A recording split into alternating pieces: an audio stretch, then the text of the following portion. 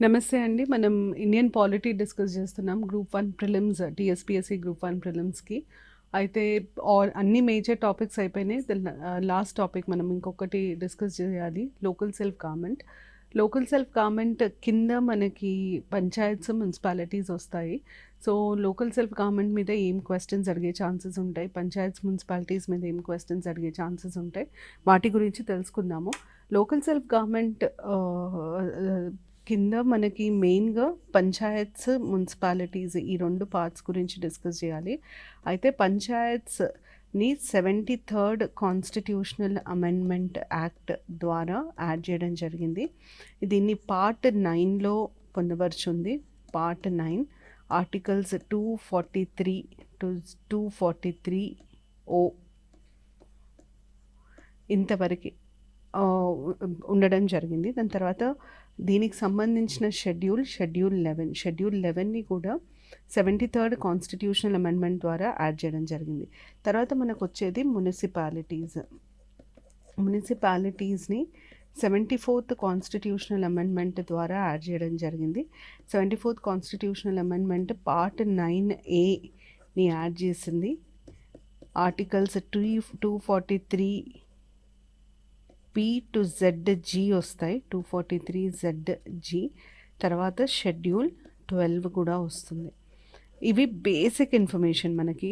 ఇది బేసిక్గా ఎక్కువ దీని మీద అడుగుతారు. ఇప్పుడు నెక్స్ట్ మనకు తెలియాల్సింది షెడ్యూల్ 11 కింద ఎన్ని ఫంక్షన్స్ ఉంటాయి. షెడ్యూల్ 11 కింద 29 ఫంక్షన్స్ని లిస్ట్ చేయడం జరుగుతుంది. ఏంటి ఫంక్షన్స్ నేను మీకు చెప్తాను.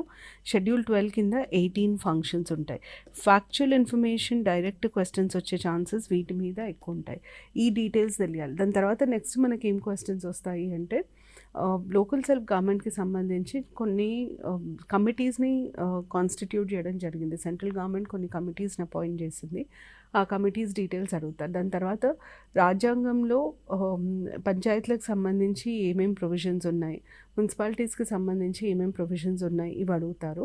అయితే మీకు పంచాయతీలకి, మున్సిపాలిటీస్కి సంబంధించి దాదాపుగా ప్రొవిజన్స్ సిమిలర్గా ఉంటాయి. నేను ఇంతకుముందు వచ్చిన కొన్ని క్వశ్చన్స్ కూడా మోడల్కి మీకు చెప్తాను ఇది ఎక్స్ప్లెయిన్ చేసేటప్పుడు. ఇప్పుడు మీకు మనం గ్రూప్ 1 ప్రిలిమ్స్ మీద ఫోకస్ చేస్తున్నాం కాబట్టి ఆబ్జెక్టివ్ టైప్లో వచ్చే క్వశ్చన్స్ మీద ఎంఫసైజ్ చేసుకుంటూ దీని గురించి వివరిస్తాను. మనకు ముందు తెలియాల్సింది ఏంటంటే కొంచెం బ్యాక్గ్రౌండ్ ఇన్ఫర్మేషన్ తెలియాల్సి ఉంటుంది. అంటే మనకి అసలు లోకల్ సెల్ఫ్ గవర్నమెంట్ ఫార్మల్గా ఇప్పుడు పంచాయత్ రాజ్ వ్యవస్థ భారతదేశంలో కొత్త వ్యవస్థ ఏం కాదు. మనం ఎప్పటి నుండో మన పురాతన కాలం నుండి మనం పంచాయతీల గురించి విన్నాము, ఉన్నాయి కూడా పంచాయతీలు. మరి కొత్తగా వచ్చింది ఏంటి అంటే దాన్ని చట్టపరంగా అమలు చేయడము, రాజ్యాంగంలో కూడా ఇంక్లూడ్ చేయడము, ఇట్లాంటివి కొత్తగా వచ్చినాయి.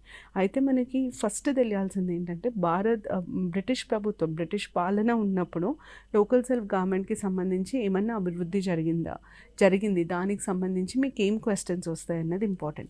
1870 ఈ year important. Lord Mayo important. వారు ఒక రెజల్యూషన్ పాస్ చేశారు. లోకల్ సెల్ఫ్ గవర్నమెంట్ని ఇండియాలో ఇంప్లిమెంట్ చేయాలి అని ఒక రెజల్యూషన్ పాస్ చేశారు. సో ఆ రెజల్యూషన్ ఇంపార్టెంట్. దాని తర్వాత మళ్ళీ మనకి 1882లో లార్డ్ రిపెన్ ఇంకొక రెజల్యూషన్ పాస్ చేశారు. ఈ 2 రెజల్యూషన్స్కి తేడా ఏంటంటే మయో రెజల్యూషన్ పాస్ చేశారు కానీ దాన్ని పూర్తిగా అమల్లోకి తేలేకపోయారు. రిపెన్ పాస్ చేసిన రెజల్యూషన్ అమల్లోకి వచ్చింది కాబట్టి మనం ఆ రెజల్యూషన్ని the Magna Carta of local self governance in India అని అంటాము. And Ripon is father of local self governance in India అని అంటాం. సో ఇక్కడ మీకు 2 ప్రశ్నలు వచ్చే ఛాన్సెస్ ఉన్నాయి. ఒకటేమో who is known as the father of local self governance in India అని అడుగుతారు, లార్డ్ రిపెన్. దాని తర్వాత రెండోది ఏంటంటే the resolution introduced by who among the following is considered as the Magna Carta of local self governance in India అని అడిగితే మళ్ళీ lord రిపెన్. Lord రిపెన్ కాకుండా ఇంకెవరైనా లోకల్ సెల్ఫ్ గవర్నమెంట్ మీద ఇనిషియేట్ చేశారా రెజల్యూషన్ అంటే లార్డ్ మయో. ఈ 3 మీరు గుర్తుపెట్టుకోవాలి.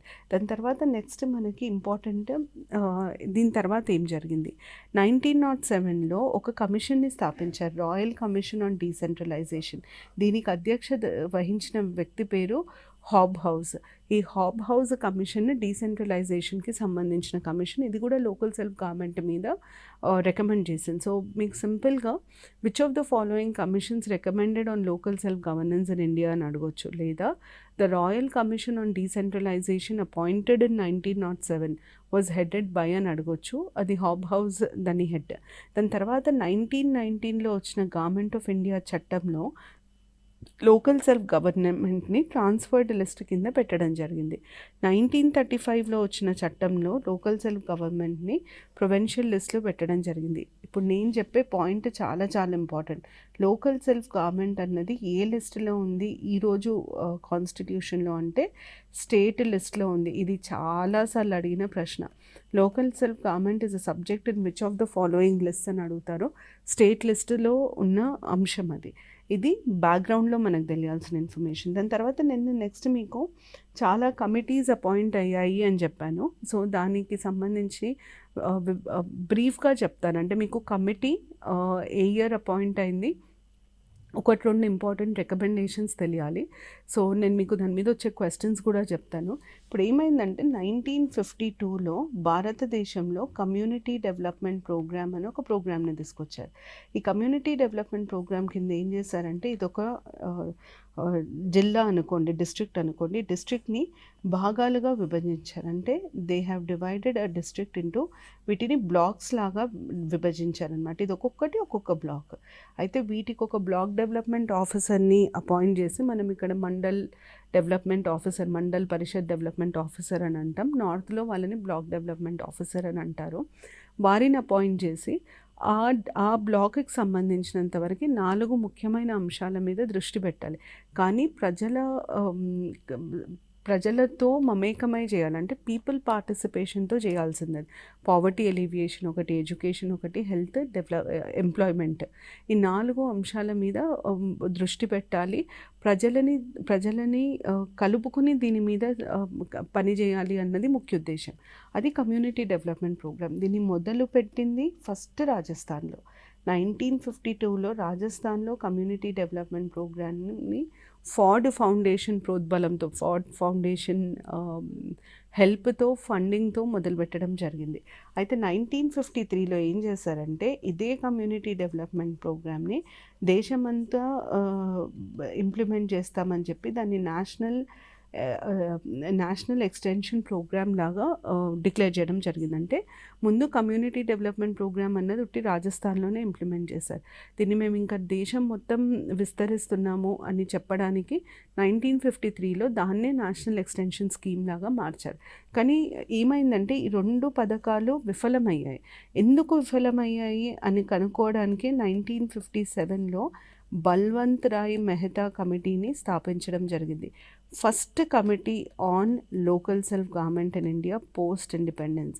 బల్వంత్ రాయ్ మెహతా కమిటీ చాలా చాలా ముఖ్యమైన కమిటీ. దీన్ని 1957లో నియమించడం జరిగింది. దాని ముఖ్య ఉద్దేశం ఏంటంటే అసలు ఈ కమ్యూనిటీ డెవలప్మెంట్ ప్రోగ్రామ్ ఎందుకు ఫెయిల్ అయింది, నేషనల్ ఎక్స్టెన్షన్ స్కీమ్ ఎందుకు ఫెయిల్ అయింది, అసలు ఏమై ఉంటుంది, ఎలా వీటిని మెరుగుపరచాలి అన్న దాని మీద సూచనలు ఇవ్వడానికి ఈ బల్వంత్ రాయ్ మెహతా కమిటీని అపాయింట్ చేయడం జరిగింది 1957లో. మనము బల్వంత్ రాయ్ మెహతా గారిని architect of Panchayat Raj institutions in India అని అంటాం. ఎందుకు అట్లా అంటామంటే పంచాయత్ రాజ్ వ్యవస్థలో మూడు భాగాలు, అంటే 3 ఉండాలి, 3 లెవెల్స్ ఉండాలి అని మొదటిసారి చెప్పిన committee Balwant Rai Mehta committee. So మనకి బల్వంత్ రాయ్ మెహతా కమిటీ ఇచ్చిన కొన్ని రికమెండేషన్స్ చాలా చాలా ఇంపార్టెంట్. ఏ రికమెండేషన్ ఇచ్చారంటే వాళ్ళు first 3 tier structure. 3 tier structure అంటే 3 భాగాలుగా ఉండాలి. ఇప్పుడు మనం 3 టైర్ స్ట్రక్చర్ అంటే పైన జిల్లా పరిషత్, దాని తర్వాత మండల్ పరిషత్, దాని తర్వాత పంచాయత్. ఈ 3 ఉండాలి. పంచాయత్ అన్నిటికంటే కింద. పంచాయత్ అన్నది గ్రామ స్థాయిలో ఉండాల్సింది, 3 స్థాయిలు ఉండాలి. ఇది మండల స్థాయిలో అంటే మిడిల్ లెవెల్లో, ఇంటర్మీడియరీ లెవెల్ అని అంటాం మనం దీన్ని, ఇంటర్మీడియరీ లెవెల్. ఇది వచ్చేసి జిల్లా స్థాయిలో డిస్ట్రిక్ట్ లెవెల్. ఈ 3 స్థాయిలు ఉండాలి అని మొదటిసారి ప్రతిపాదించింది బల్వంత్ రాయ్ మెహతా కమిటీ. అయితే వారు ఏమన్నారంటే ఈ 3లో మనకి మెంబర్స్ ఉంటారు, కానీ ఈ ఉట్టి పంచాయత్ మెంబర్లను మాత్రమే ప్రజలు ఎన్నుకుంటారు. ఈ పంచాయత్ మెంబర్లు ఏం చేస్తారు, ఇంటర్మీడియరీ బాడీ అంటే మండల్ పరిషత్ మెంబర్లను ఎన్నుకుంటారు. వీరు తిరిగి జిల్లా పరిషత్ మెంబర్లను ఎన్నుకుంటారు. సో ఫస్ట్ డైరెక్ట్ ఎలక్షన్స్ ఉంటే పంచాయత్ మెంబర్స్కి మాత్రమే ఉంటాయి. ఇంతేకాదు వాళ్ళు ఏమన్నారంటే పంచాయత్ రాజ్ వ్యవస్థలో ఉండే ఇన్స్టిట్యూషన్ సంస్థలన్నిటికీ కొన్ని బరువులు, బాధ్యతలు, నిధులు 3 ఇవ్వాలి. పవర్స్, రెస్పాన్సిబిలిటీస్ అండ్ రిసోర్సెస్ ఈ 3 ఇవ్వాలి. వాళ్ళకి బరువు, బాధ్యత, నిధులు. మీరు బాధ్యతలు ఇచ్చి నిధులు ఇవ్వకపోతే బాధ్యతలు ఇచ్చినా ఒకటే, లేకపోయినా ఒకటే. సో బరువు, బాధ్యత, నిధులు ఈ 3 ఇవ్వాలని చెప్పి సూచించడం జరిగింది. అదొకటే కాకుండా సోషియో ఎకనామిక్ డెవలప్మెంట్ ప్రోగ్రామ్స్ అంటే ఏంటి, అన్ని స్కీమ్స్ కూడా వారి ద్వారానే ఇంప్లిమెంట్ చేయాలి అని సూచించడం జరిగింది. మీకు ఎగ్జామ్కి మాత్రం ఫస్ట్ ప్రశ్న, బల్వంత్ రాయ్ మెహతా కమిటీ ఎప్పుడు అపాయింట్ అయింది, ఎందుకు అపాయింట్ అయింది, అన్నిటికంటే ముఖ్యమైన సూచన వారు ఇచ్చింది 3 tier structure for panchayat. So 3 tier structure ఉండాలి పంచాయత్లకి అని మొదటిసారి సూచించిన కమిటీ ఏది? ఈ 3 ప్రశ్నలు ఎక్కువ అడిగే ఆస్కారం ఉంటుంది. బల్వంత్ రాయ్ మెహతా కమిటీ తర్వాత నెక్స్ట్ ముఖ్యమైన కమిటీ అశోక్ మెహతా కమిటీ. అశోక్ మెహతా కమిటీని 1977లో అపాయింట్ చేయడం జరిగింది. కానీ దానికంటే ముందు మనకు తెలియాల్సింది 2 అక్టోబర్ 1959 డేట్ ఇంపార్టెంట్. రాజస్థాన్కి చెందిన నగౌర్ డిస్ట్రిక్ట్లో మొదటిసారి పంచాయత్ రాజ్ ఇన్స్టిట్యూషన్స్ని ఇనాగ్రేట్ చేయడం జరిగింది. సో మీకు ఇక్కడ date important, Nagaur district important, Rajasthan important. Rajasthan was the first state to launch PRIs in entire state. మొత్తం రాష్ట్రంలో పంచాయత్ రాజ్ సంస్థలని ఫస్ట్ టైం ఇంట్రడ్యూస్ చేసిన రాష్ట్రం ఏది అంటే అది రాజస్థాన్. ఇది సెకండ్ పాయింట్ మనకి ఇంపార్టెంట్. దాని తర్వాత నెక్స్ట్ మనకు దీని తర్వాత తెలియాల్సింది అశోక్ మెహతా కమిటీ.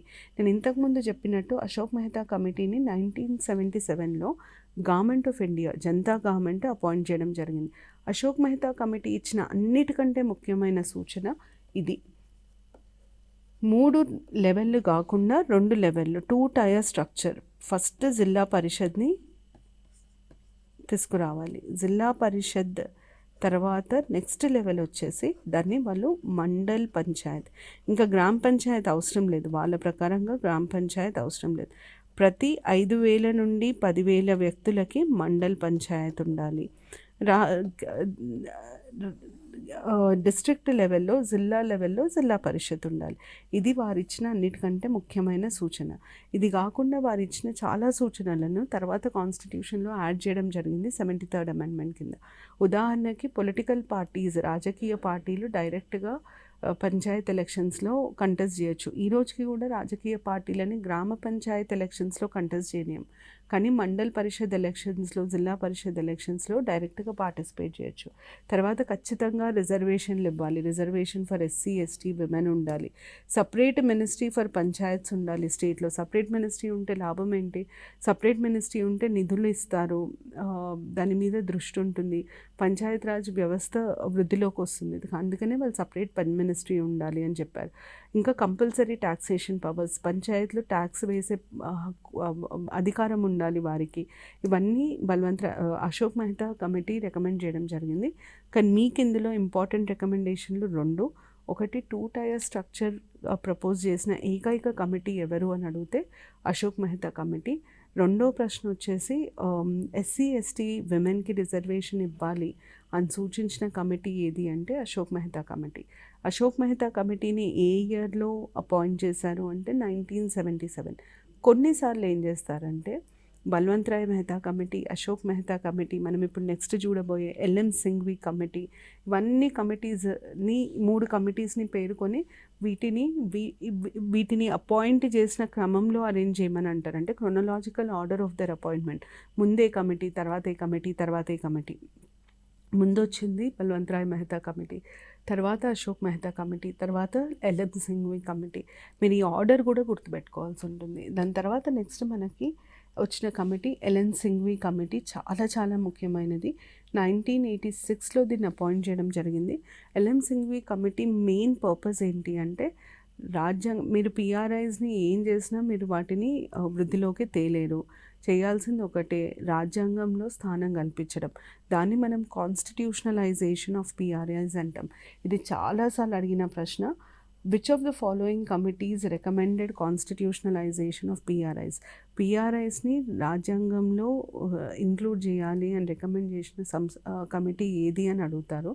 రాజ్యాంగంలో పిఆర్ఐస్ని ఇంక్లూడ్ చేయాలని రికమెండ్ చేసిన కమిటీ ఎల్ఎన్ సింఘ్వి కమిటీ. అయితే ఎల్ఎన్ సింఘ్వి కమిటీకి ఒక పేరు ఉంది. ఆ పేరు ఏంటంటే committee for democratic committee for revitalisation of panchayats for democratic development, CRPDD. ఈ CRPDD హెడ్ ఎవరు అని కూడా అడుగుతారు. Committee on revitalisation of panchayats for democratic development. ఇది మీరు గుర్తుపెట్టుకోవాలి. ఏ కమిటీ కాన్స్టిట్యూషన్లో పంచాయత్ రాజ్లను పెట్టాలి అని రికమెండ్ చేసింది అంటే ఎల్ఎన్ సింఘ్వి కమిటీ. ఇప్పుడు నెక్స్ట్ మనకి ఏం క్వశ్చన్ అడుగుతారంటే ఎల్ఎన్ సింఘ్వి కమిటీ రాజ్యాంగంలోకి పంచాయతీలను ఇంక్లూడ్ చేయాలని చెప్పింది. అయితే ఏ గవర్నమెంట్ మొదటిసారి ఈ ప్రయత్నం చేసిందంటే రాజ్యాంగబద్ధమైన సంస్థల్లాగా వాటిని కన్వర్ట్ చేయడానికి మొదటి ప్రయత్నం ఎవరు చేశారు అని అడుగుతారు. రాజీవ్ గాంధీ గవర్నమెంట్ చేసింది. Rajiv Gandhi government 65th constitutional amendment bill, 64th constitutional amendment బిల్ని ఇంట్రడ్యూస్ చేసింది. కానీ ఆ బిల్లు పాస్ అవ్వలేదు. 64th కాన్స్టిట్యూషనల్ అమెండ్మెంట్ బిల్లుని ఇంట్రడ్యూస్ చేయడం జరిగింది. అది పాస్ అవ్వలేదు. రాజ్యసభ దాన్ని రిజెక్ట్ చేసింది. దాని తర్వాత రెండో ప్రయత్నం విపి సింగ్ గారు చేయడానికి చూశారు. కానీ వారి ప్రయత్నం ఫలించకముందే గవర్నమెంట్ పడిపోయింది. విపి సింగ్ గారు ఏం చేశారంటే ఒక మీటింగ్ని అరేంజ్ చేశారు. రాష్ట్రాలన్నింటినీ పిలిచి ఒక మీటింగ్ని అరేంజ్ చేశారు. ఈ పంచాయతీలకు సపోర్ట్ చేయమని చెప్పి, పంచాయత్ రాజ్ వ్యవస్థని రాజ్యాంగంలో ఇంక్లూడ్ చేయడానికి సపోర్ట్ చేయమని చెప్పి ఒక మీటింగ్ని అరేంజ్ చేయడం జరుగుతుంది. కానీ అంతలోపు వారి గవర్నమెంటే పడిపోతుంది. ఫైనల్గా పంచాయత్ రాజ్ని కాన్స్టిట్యూషన్లో ఎవరు యాడ్ చేశారు అన్న దానికి వస్తే యాడ్ చేసిన వ్యక్తి పివి నరసింహారావు గారు. పివి నరసింహారావు గారి గవర్నమెంట్ 1992లో 73rd కాన్స్టిట్యూషనల్ అమెండ్మెంట్ పాస్ అవ్వడం జరిగింది. మీకు చాలా చాలా ఇంపార్టెంట్ ఈ డేట్. 24th April 1993ని మనము పంచాయత్ రాజ్ దివస్ లాగా అబ్జర్వ్ చేస్తాము.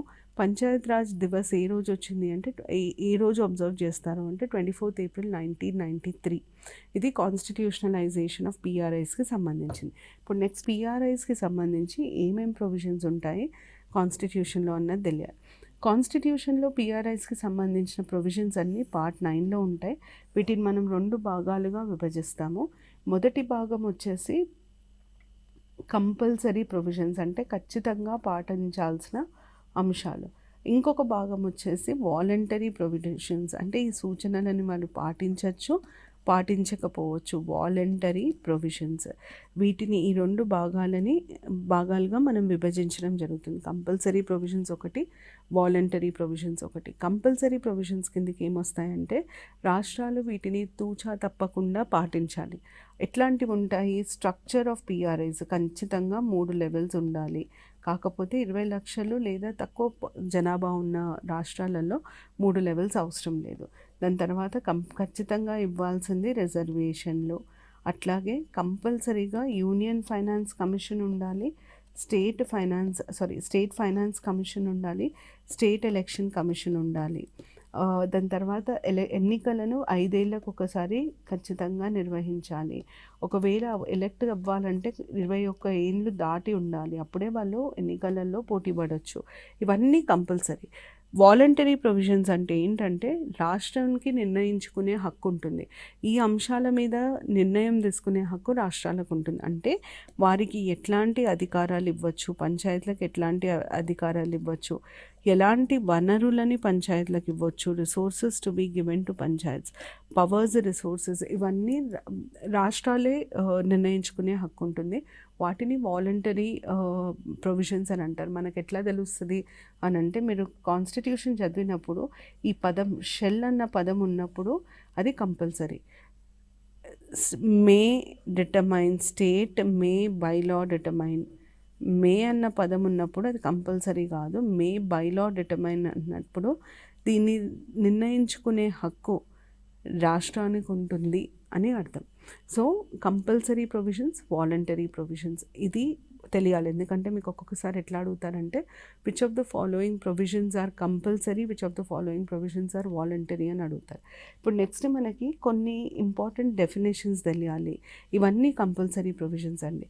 3-tier structure, direct elections at all 3 levels for members, ఇది కంపల్సరీ, ఇది ఉండదు.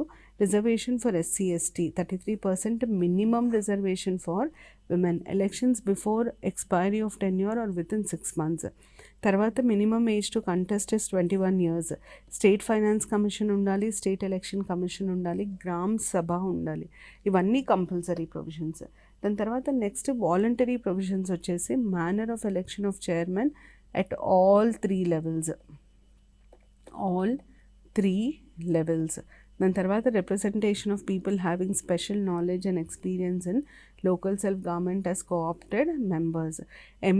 MP, MLA, MLCs may be allowed to participate in meetings of PRIs మీటింగ్స్లో ఎంపీస్ని, ఎమ్మెల్యేస్ని, ఎమ్మెల్సీస్ని అలౌ చేయొచ్చు. ఎట్లా అలౌ చేయొచ్చు అంటే ఎంపీలు, లోక్సభ ఎంపీలు అయితే వాళ్ళ కాన్స్టిట్యువెన్సీలో అలౌ అవుతారు. ఎమ్మెల్యేలు అయితే వాళ్ళ కాన్స్టిట్యువెన్సీ, రాజ్యసభ ఎంపీ అయితే వారు ఎక్కడైతే ఓటర్గా నమోదు చేసుకుంటారో వారి పేరు, అక్కడ వారు అటెండ్ అవ్వడానికి వీలుంటుంది. ఇది వాలంటరీ ప్రొవిజన్. మీకు ఈ వాలంటరీ ప్రొవిజన్స్ ఇంత డెప్త్కి అడగరు, కంపల్సరీ ప్రొవిజన్స్ మీద ఎక్కువ స్కోప్ ఉంటుంది. తర్వాత బాగా అడిగిన ప్రశ్న గ్రామ సభ అంటే ఏంటి? ఈ ప్రశ్నని చాలాసార్లు అడగడం జరిగింది. గ్రామ సభ అంటే ఆ గ్రామంలో ఓటు హక్కు ఉన్న వారి అందరినీ గ్రామ సభలో సభ్యుల్లాగా పరిగణిస్తారు. సో గ్రామ సభ is the body of voters of that village, of that గ్రామ పంచాయత్. విలేజ్ కాదు, గ్రామ పంచాయత్.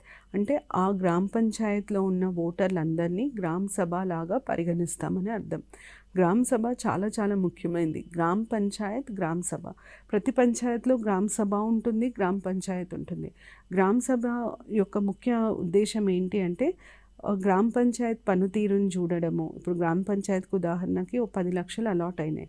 ఆ 10 లక్షలని గ్రామ పంచాయత్ ఎట్లా స్పెండ్ చేయాలి, దేని మీద ఖర్చు పెట్టాలి, ఇవన్నీ సూచనలు ఇచ్చి గ్రామ పంచాయత్ ఎలా పనిచేస్తుంది అని సూపర్వైజ్ చేసే పవర్ గ్రామ సభకు ఉంటుంది. సో గ్రామ సభ చాలా ఇంపార్టెంట్ బాడీ. ఆ ఊరికి సంబంధించిన అందరూ ఓటర్లు ఉండే బాడీని మనం గ్రామ సభ అని అంటాం. ఒక స్కీమ్కి సంబంధించి లబ్ధిదారులని ఎంపిక చేసే పని కూడా గ్రామ సభకు అప్పగించడం జరుగుతుంది. సో ఇది గ్రామ సభ రోల్. మీకు ఎగ్జామ్లో గ్రామ సభలో ఎవరు ఉంటారు? ఆ ఊర్లో ఉండే వాళ్ళు ఉంటారా, లేకపోతే ఆ ఊర్లో ఓటర్ల లాగా నమోదైన వాళ్ళు ఉంటారా, లేకపోతే ఆ ఊరిలో జన్మించిన వాళ్ళు ఉంటారా, ఇట్లాంటి ఆప్షన్స్ ఇస్తారు. ఆ ఊర్లో ఓటర్గా నమోదైన వారు మాత్రమే, అంటే ఆ గ్రామ పంచాయత్లో ఓటర్గా నమోదైన వారు మాత్రమే గ్రామ సభలో సభ్యుల్లాగా పరిగణించడం జరుగుతుంది.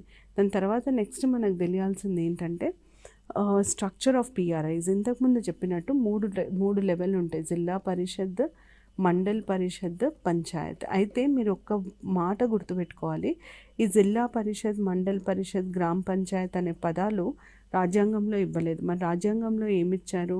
Panchayat at village level, intermediate level, district level అని అంటారు. కానీ ఈ పదాలు జిల్లా పరిషత్, మండల్ పరిషత్, గ్రామ పంచాయత్ అన్న పదాలు ఉండవు. అయితే రాజ్యాంగం ఏమంటుందంటే వీరి సభ్యులు 3 లెవెల్లలో ఉండే సభ్యులని ప్రజలే డైరెక్ట్గా ఎన్నుకుంటారు. డైరెక్ట్ ఎలక్షన్స్ జరుగుతాయి మెంబర్స్కి. చైర్మన్కి వచ్చేసరికి ఈ మెంబర్స్ చైర్మన్ని అపాయింట్ చేస్తారు. మెంబర్స్ ఏమో ఈ 3 లెవెల్స్కి డైరెక్ట్ ఎలక్షన్స్ ఉంటుంది. చైర్మన్ 3 లెవెల్స్కి ఇండైరెక్ట్, అంటే స్టేట్ డిసైడ్స్. వీరిని ఎట్లా ఎన్నుకోవాలి అన్నది మాత్రం రాష్ట్రాలు నిర్ణయిస్తాయని చెప్పి రాజ్యాంగం చెప్తుంది. ఇది 243(c)లో వస్తుంది. 243(d) ఏమో రిజర్వేషన్స్ ఎట్లా ఉండాలి. మినిమం 33% ఆడవారికి. మినిమం అన్న పదం ఎందుకు ఇంపార్టెంట్ అంటే కొన్ని రాష్ట్రాలలో 50% కూడా ఇవ్వడం జరుగుతుంది. తర్వాత ఎస్సీలకి, ఎస్టీలకి సంబంధించి పాపులేషన్ ఆధారంగా పాపులేషన్ బేస్డ్ రిజర్వేషన్. వాళ్ళు ఎంత పాపులేషన్ ఉంటే అంత. ఉదాహరణకి ఒక గ్రామ పంచాయత్లో 90% ఎస్టీలే ఉన్నారు.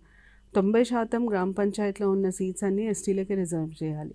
బీసీలకు వచ్చేసరికి బీసీకి రిజర్వేషన్ ఇవ్వాలా వద్దా అని నిర్ణయించే హక్కు స్టేట్ గవర్నమెంట్కి. ఎంత రిజర్వేషన్ ఇవ్వాలి అన్నది నిర్ణయించేది రాష్ట్ర ప్రభుత్వం. ఎందుకు అంటే బీసీల శాఖ రాష్ట్రం నుండి రాష్ట్రానికి వేరవుతుంది. ఒక రాష్ట్రంలో ఎక్కువ మంది బీసీలు ఉంటారు, ఒక రాష్ట్రంలో తక్కువ మంది బీసీలు ఉంటారు. సో బీసీలకి ఎంత శాతం రిజర్వేషన్ ఇవ్వాలి అని నిర్ణయించే హక్కు మాత్రం రాష్ట్రానికి ఉంటుంది. దాని తర్వాత నెక్స్ట్ మీకు duration of Panchayat first meeting జరుగుతుంది కదా, ఆ రోజు నుండి 5 ఏళ్ల వరకు పంచాయత్కి పరిమితి ఉంటుంది, కాల పరిమితి ఉంటుంది. సో 5 ఏళ్ల కాల పరిమితి ఉంటుంది. దాని తర్వాత పంచాయత్ మీటింగ్స్లో 5 ఏళ్ల కాల పరిమితి ఉంటుంది. పంచాయత్ ఒకవేళ 5 ఏళ్ల లోపే ఏ కారణం చేతనన్నా డిజాల్వ్ అయితే అప్పుడు 6 నెలల లోపు ఎలక్షన్స్ పెట్టాలి, లేదా ఈ 5 ఏళ్ల పదవీ కాలం ముగిసే లోపే ఎలక్షన్స్ పెట్టడం ఒక రూల్. సో మీకు ఇక్కడి వరకు క్వశ్చన్స్ ఏమొస్తాయి అంటే రిజర్వేషన్ మీద క్వశ్చన్స్ అడుగుతారు. ఎస్సీ, ఎస్టీ, బీసీ, విమెన్కి రిజర్వేషన్ ఎట్లా ఉంటుంది అడుగుతారు. తర్వాత 3 లెవెల్స్ ఏముంటాయి అని అడుగుతారు. ఒక ఇంపార్టెంట్ పాయింట్ ఏంటంటే 3 లెవెల్స్లో ఒకవేళ 20 లక్షలు లేదా దానికంటే తక్కువ జనాభా ఉన్న రాష్ట్రాలు, ఇప్పుడు నార్త్ ఈస్ట్ స్టేట్స్ ఉన్నాయి, అరుణాచల్ ప్రదేశ్ లాంటి స్టేట్స్లో 20 lakhs కూడా ఉండరు. ఆ 20 lakhs less than 20 lakhs population ఉన్న రాష్ట్రాలలో మాత్రం 3 లెవెల్ల పంచాయత్ అవసరం లేదు. మధ్య లెవెల్ తీసేయచ్చు, అంటే మండల్ పంచాయత్ తీసేయచ్చు, మండల్ పరిషత్ తీసేయచ్చు, జిల్లా పరిషత్ ఉంటుంది, గ్రామ పంచాయతీలు ఉంటాయి. ఇది 243E వరకు వచ్చాం.